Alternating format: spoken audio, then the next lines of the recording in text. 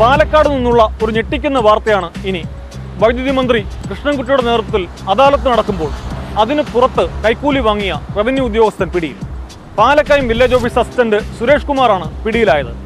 പിന്നീട് ഇയാളുടെ വീട്ടിൽ വിജിലൻസ് നടത്തിയ റെയ്ഡിൽ ഏതാണ്ട് 35 ലക്ഷം രൂപയും നിക്ഷേപങ്ങളുടെ നിരവധി രേഖകളും പിടിച്ചെടുത്തു.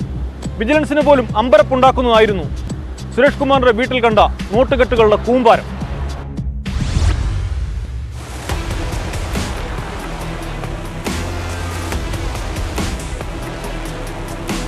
ലൊക്കേഷൻ സർട്ടിഫിക്കറ്റിന് 2500 രൂപ കൈക്കൂലി വാങ്ങുന്നതിനിടെയാണ് പാലക്കായം വില്ലേജ് ഓഫീസിലെ ഫീൽഡ് അസിസ്റ്റന്റ് സുരേഷ് കുമാറിനെ വിജിലൻസ് പിടികൂടിയത്.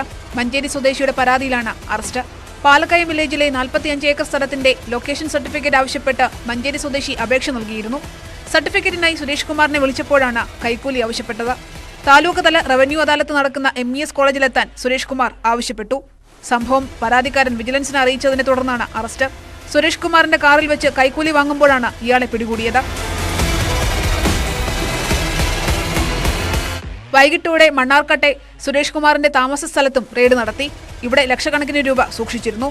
ഈ തുകയും വിജിലൻസ് പിടിച്ചെടുത്തിട്ടുണ്ട്.